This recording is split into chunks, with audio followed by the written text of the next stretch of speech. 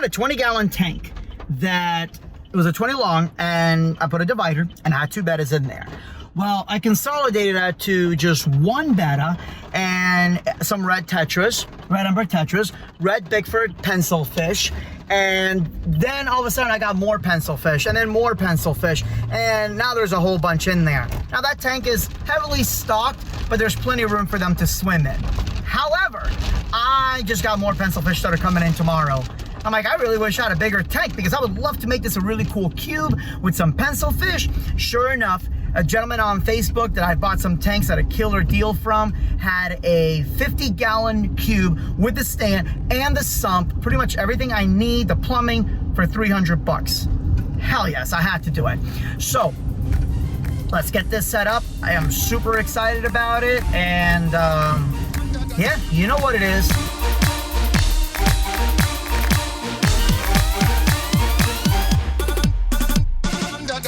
This seems to be probably a no-name because I don't see a single etch anywhere, but it's well made. It's fairly clean. I mean, the snails and everything came clean off. You can just kind of see them floating there on the top. And then it's got the nice little stand here. You know, for the return pump, I didn't know what I was going to use because I need something that has a low flow and can still push up high enough, right? Give it enough head. That's what she said. So I actually went over to Coral Bargain Warehouse and got the Tidor 500. This is a great pump because I'll be able to take it down nice and low and it'll still have enough head push. You know, I could have gotten a cheaper pump, which was going to be an option. I was going to get a cheap pump, but even the cheap pumps are too strong. And then the weaker of the cheap ones are not strong enough to push it up high. So then I could have gotten, let's say, for example, the C-Shade or however you call it, and just split off, right? Do a T. So instead of compressing the flow, because you don't ever want to restrict the flow, I could just have it gone to a T, then that T goes back into the tank and then or the sump, and then went into the overflow. That still wasn't, it's gonna be too complicated. This pump came in under 100 bucks. It does everything I need and it's super quiet. Plus I use the Hydor products and I love it. I went to Lowe's and I got a new piece of styrofoam, even though I already have one for that tank. It's old, it's brittle, I'd rather not risk it, so got a new one of that. And I also got some more of the Carib Sea Eco Complete Substrate. So the tank that was here has now been moved over here. That old tank is there. The fish are all in there. There's the rocks there. There's some more rocks here. So now we're gonna clean all that up and move the sump in there. So my son Calvin helped me out moving this, so yay for that. So it is definitely coming together there.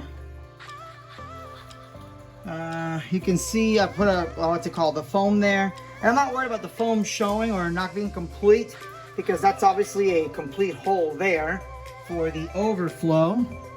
But it's looking good. Looking really good, actually.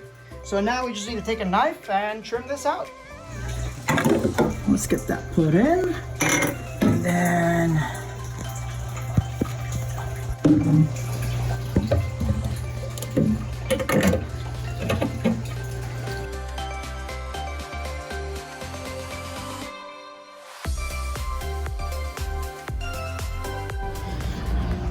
so the advantage of having a crap load of plumbing is if I need something, I already got it all here. It's like my own personal Home Depot.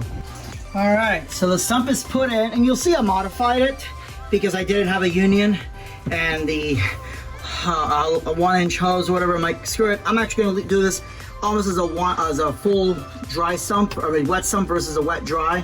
I don't want that trickle effect. I just basically wanted to go down there.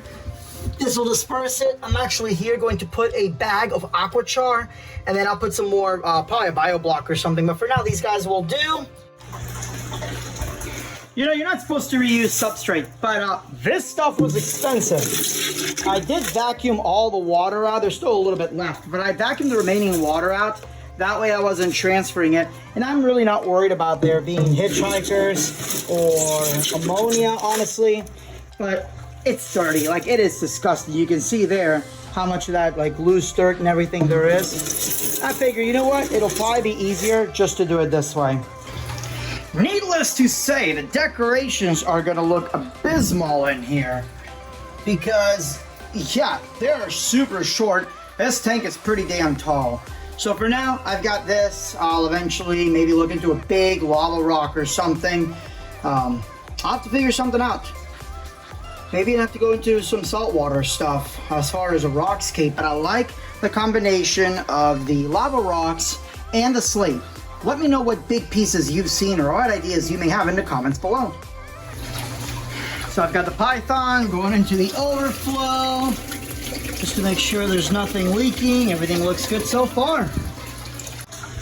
Just waiting for that temperature to be even. It was actually pretty warm coming in because, you know, I live in Florida.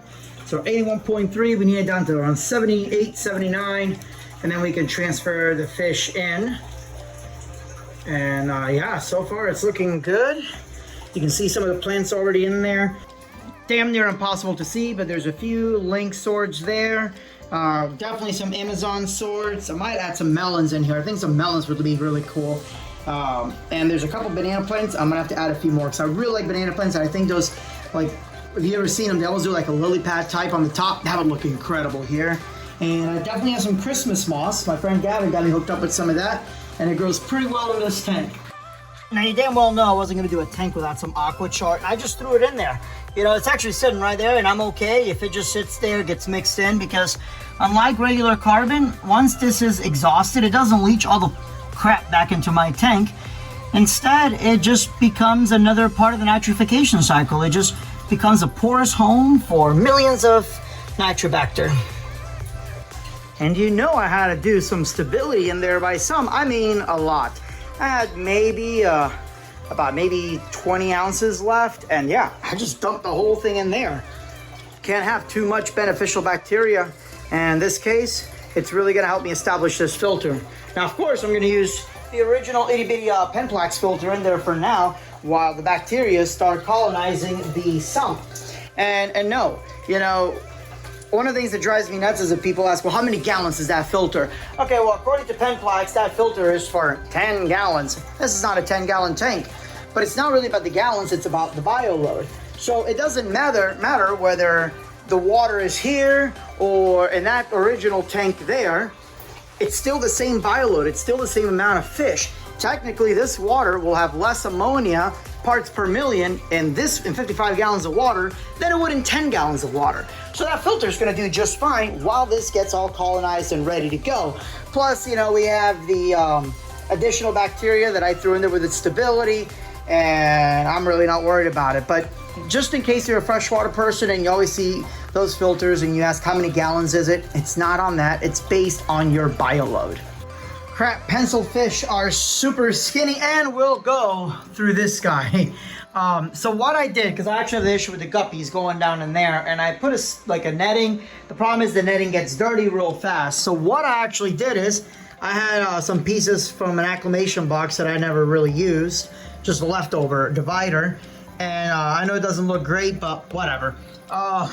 So I just kind of broke it off and I made it so water is still flowing. It's not loud or anything. As you can see, it doesn't raise the actual height. But now, the pencil fish won't get sucked in. Now you may be asking, what did I use to attach it? Crazy glue, just regular super glue. And if you're freshwater and not a saltwater person, you might be like, okay, is that safe for fish? Yes. As a matter of fact, that's how we glue coral and even some rocks together, is with cyanoacrylate glue. With less than a degree of difference, the fish went in.